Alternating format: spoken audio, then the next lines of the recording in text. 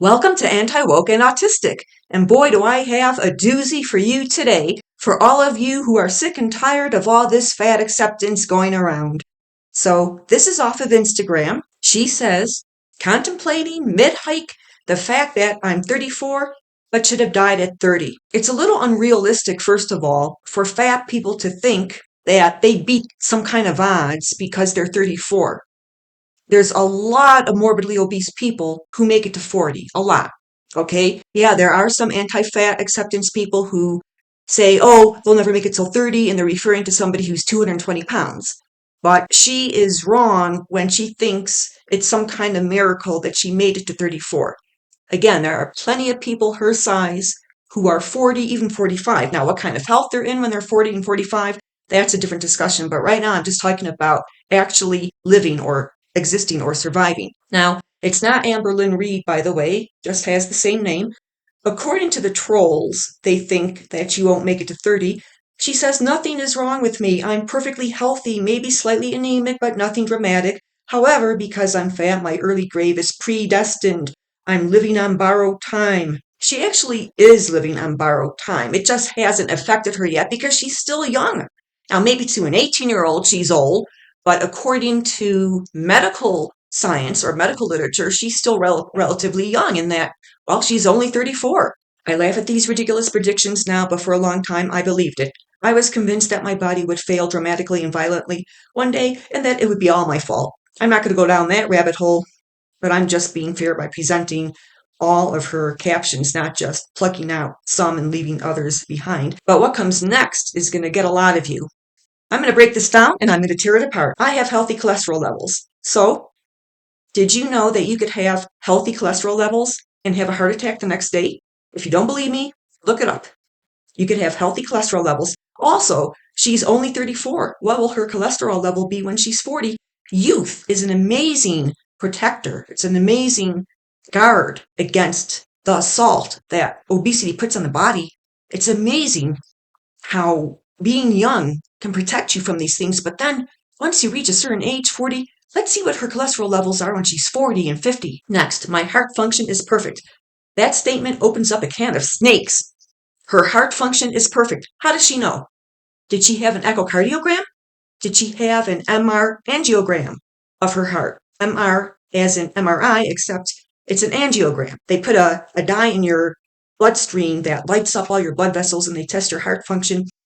She says her heart function is perfect. There is no way she can know that. There is no way she can know that, and there's no way her cardiologist can know that unless she had an echocardiogram, and especially unless she had an MR angiogram, and unless she had a cardiac stress test. You don't get those procedures as part of a regular routine physical. If you want to see a cardiologist just to get a little more of a specific check on your cardiovascular function, you still won't get those three tests: echocardiogram, MR angiogram, cardiac stress test. You won't get any of those, especially if you're younger, unless you have very concerning symptoms, and especially if you have very concerning or high risk factors, such as morbid obesity. If she sees a doctor for an annual exam, even a cardiologist, again, I got to repeat myself because a lot of people don't know this. You will not get an echocardiogram. You will not get a cardiac stress test. You will not get an MR angiogram. You know what an MRI is. You lie in that tube and it makes a lot of loud knocking noises. An MR angiogram is the same thing, except all of your blood vessels, all of your vessels light up, and they also test your function. So when she says her heart function is perfect, she has no idea, neither does her doctor. I'm sure her doctor might have told her, oh, everything sounds perfect through the stethoscope. Everything is perfect. Your blood pressure is normal. Your cholesterol levels are good. So, and you go on hikes without any chest pain. You don't feel nauseous or dizzy. You don't have trouble breathing. You don't feel clammy skin or anything like that. So, yeah, you're only 34. You've been hiking for a while. Yeah, your heart's in pretty good shape. I'm sure she heard something like that. But they don't know for sure that her heart functions perfect unless they look at her heart to see the structure of it. They have no idea what the structure of it is like without some kind of imaging. They also don't know for sure what the function is like without those tests.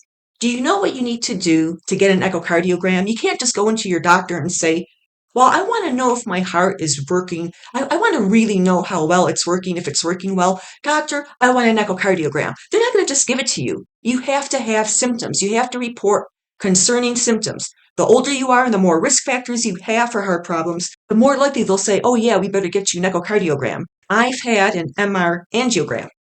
That's right. I was seeing a cardiologist just for regular checkups. I'm an athlete. I work out hard and vigorously. There is some heart disease in the family. So I decided, well, it would be a good time to start seeing a cardiologist to get my baseline and everything. And he discovered a class 2 heart murmur. Of course, I didn't have any symptoms or anything. He couldn't figure out what was causing a class 2 heart murmur, which he picked up through his stethoscope. He couldn't figure it out. Well, that evening at about 7 p.m., I get a call from him and he says he was conferring with one of his colleagues and they both decided there's a possibility I might have what's called pulmonary hypertension. That means high blood pressure involving the pulmonary arteries. Well, he said the only way to find out for sure is to have an MR angiogram. See, that's what it takes to get an MR angiogram. You have to have a symptom that concerns the doctor that he can't find an answer for without an imaging test, an imaging study. That MR angiogram was covered, all but $34 of it, by my insurance, and it cost like $20,000, something like that. It might have cost $30,000 now that I think about it. Yeah, it cost about $30,000, but I only had to pay $34. A doctor is not going to order a $30,000 test for somebody who simply wants to know, how's my heart doing, doc? I feel great otherwise. And the doctor finds no symptoms. The patient does not report any concerning symptoms. You're not going to get that test. It's just not going to happen. Same with an echocardiogram.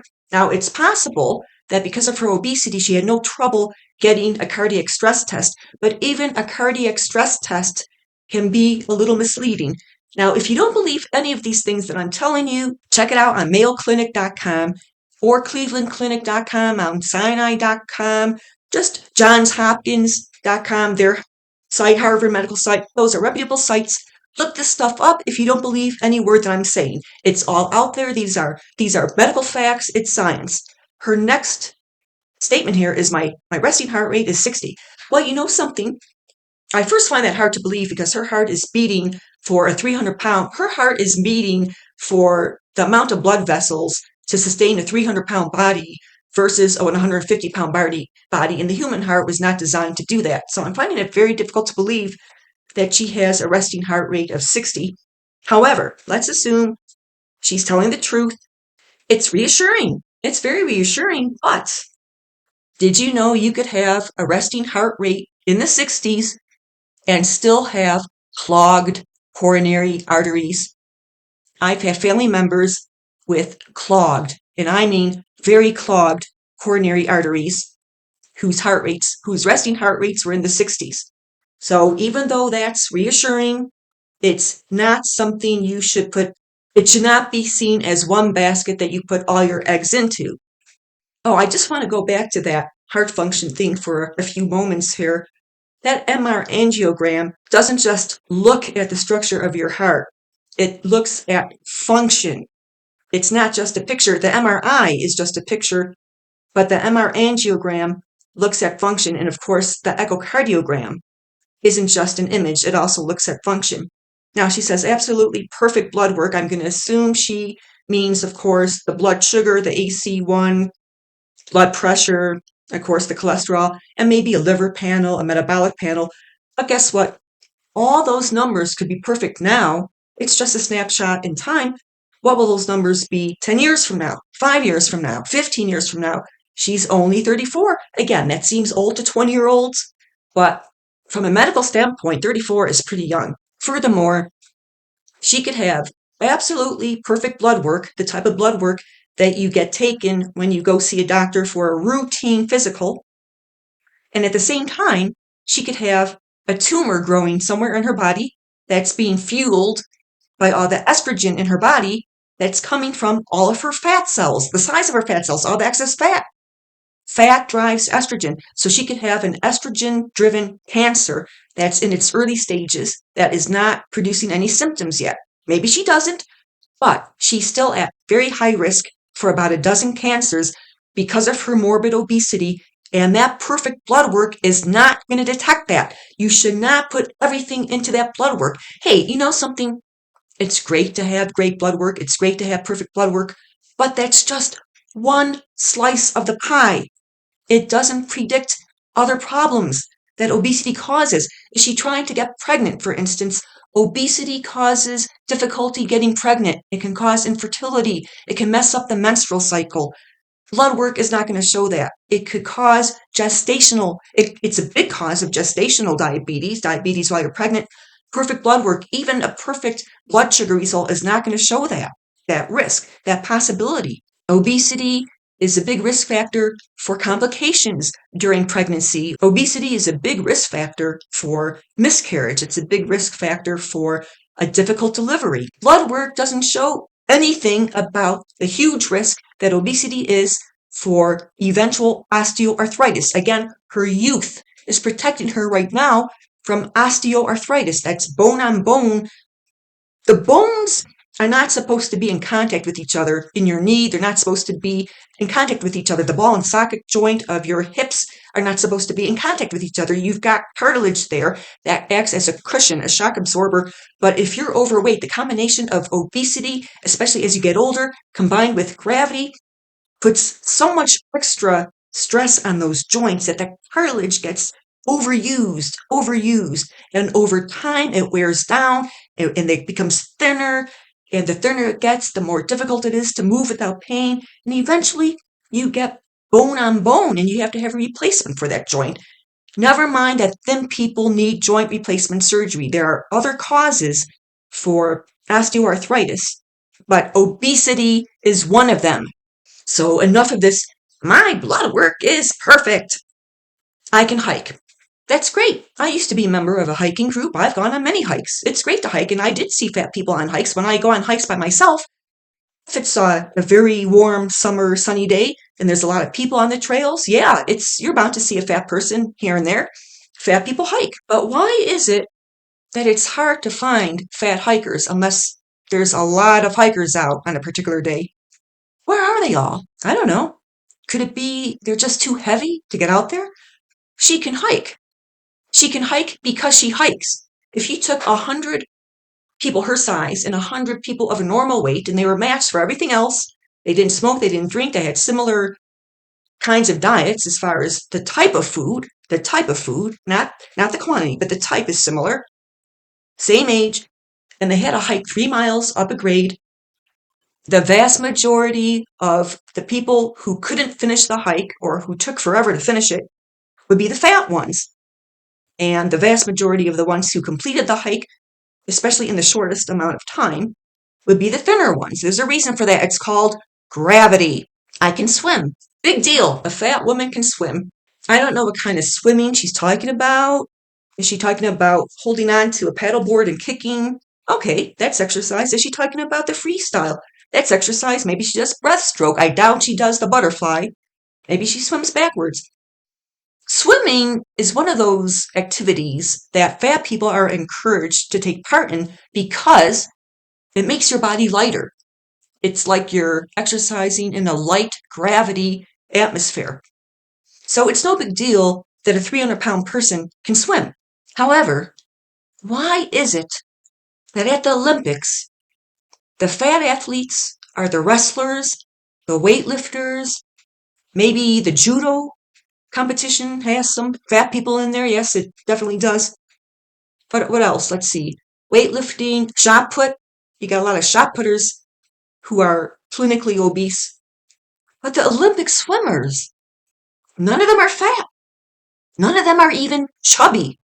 In fact, even on a collegiate level, standout swimmers are not fat. Even on a high school level, like a Division I high school, you get to the state championships for swimming. Where are all the fat swimmers? There's a reason for that. It's no big deal she could swim. It's great that she could swim, but it's no big deal. I look after my kids. All right, I really have a problem with that one because when she says, she's actually saying, despite being as big as I am, I can look after my kids. She's implying that Women who have a physical impairment, such as they need to use a wheelchair, they need to use a cane or a walker, or they have some other kind of physical problem that prevents them from literally running after their kids. She's implying that those women don't make very good parents or don't do a very good job of looking after their kids. She is literally implying that with that statement. I look after my kids. So are you saying, Amberlynn, that women who use walking devices for assistance or who limp from an injury or who are missing part of a leg or are missing part of an arm due to an accident or a birth defect, are you saying they can't be very good parents? What are you saying here? You look after your kids. What if one of your kids is running towards a busy street and you have to bolt out of a chair, a deep chair? You have to bolt out of a recliner, a deep chair, and sprint after them and grab them before they get hit by a car.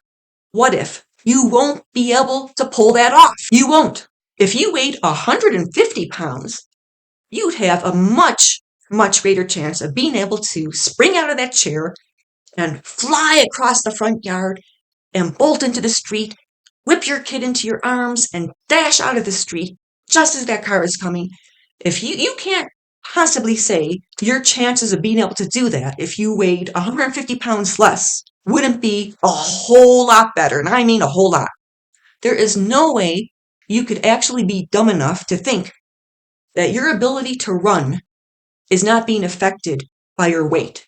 You have to be really dense not to believe that your weight isn't affecting your ability to parent as far as from a mechanical standpoint. Can you effectively run up and down stairs? Never mind that you can swim and hike. What kind of trails do you hike? Are they recreational? Are they grueling? I mean, again, it's no big deal that a fat person can hike. It's especially no big deal that they can swim. And it's no big deal whatsoever that they can look after their kids. What they cannot do is quickly scoop a kid up who's unconscious, run to the car with that kid in their arms. And I mean, they can't do emergency stuff like that. They would really, really, really be in hot water if they did that. They can't. How well can you play with your kids? That's a big one. Of course, you don't have to play with your kids physically and be a good parent. Again, you could be a woman. There are women who use wheelchairs who are excellent moms. So this whole entire list here that she has, it's extremely invalid. This, of course, is none of anybody's business. Actually, when you put yourself out there, it's everybody's business. If this is none of anybody's business, all right, she thinks it's none of anybody's business, but she sure loves the compliments flowing in. You look great. You look wonderful. You're perfect just the way you are. Don't let the haters get you down. She welcomes all of those strangers' comments. Well, it's none of their business either. Why is it their business, but not the business of people who say things you don't want to hear? People don't owe you attraction, meaning they don't have to think you look good. They don't have to have ideologies that align with yours. And if you don't like it, get off social media. When you put yourself out there and you're 300 pounds, you're going to get comments that you don't like. You're going to get people saying you look like a whale. You're going to get people saying, slay, queen, slay. Yes, you look amazing. You look perfect. You're going to get that too. If you want the good stuff, you got to take the bad stuff. It's important to know that you cannot know somebody's health by how they look. Yes, you can. Yes, you can. Yes, you can. I don't have to be a doctor to know that there's this thing called gravity. I would like to see how she walks. Does she waddle? Even if she hikes, does she waddle on those hiking trails? If you waddle, that means your gait, your joints are being affected by a combination of morbid obesity and gravity. That alone puts you in the unhealthy category, even though you have perfect blood work, even though you have good cholesterol numbers, even though your blood pressure and blood sugar is normal. Gravity is very cruel to the morbidly obese. Doctors can definitely tell a person's health by their size, by how they look. What's really strange here is that if somebody posts, you look healthy, she's not going to fire back with, you cannot know somebody's health by how they look. Really. If Amberlynn got comments that said, you look healthy, you look strong, she would never retaliate with, you're not my doctor. You can't know a person's health by their looks or by their size. Weight is not predictive of health. But if somebody says obesity is not healthy, you cannot be healthy if you're obese, you don't look healthy, she blocked them. And that is after she admonishes them. You're not my doctor. Then she blocked them. You see how hypocritical they are. It's okay to say she looks great, she's healthy, this and that. But when people tell her the facts, she wants to shut them down. She calls them haters. And they're all like that. They welcome all the compliments about how healthy they look, how amazing they look. They don't challenge that at all. But if you say, well, you can't be healthy and fat, they completely fall apart at the seams. And then she says, but even if I wasn't healthy or active, I would still deserve basic human decency and respect because health is not a guaranteed thing. It's not guaranteed and has no moral ties. None of this is about morality. And of course, health is not guaranteed, unfortunately, but it's all about likelihood, risk factors, and it's all about mechanical failure as you get older because morbid obesity becomes increasingly relevant to your gait, how well you walk, your stamina, your energy, how well you move, your mobility as you get older. And even though she's hiking now at 34, she is still going to fall victim to the savage effects of the combination of aging, obesity, and gravity. And there you have it. Maybe one day she'll wake up and get out of that swamp known as fat acceptance, the death cult, the quitters cult. Again, it's great that she has some good numbers from her healthcare provider, but she's jumping to conclusions, saying that her heart function is perfect. Unless she had those tests that I described earlier, she can't possibly know how well her heart functions. And if she did have those tests, that means she must have reported a symptom that was very concerning. Again, you don't get those tests when you're young and you have no symptoms. And here's one last thing she needs to consider. She is so huge. What if she trips and falls on a hike? She is in big trouble. What if she's with somebody on a hike and that person gets injured, has chest pain or something, and she has to run for help? And the trailhead is a mile away. They're out in the wilderness.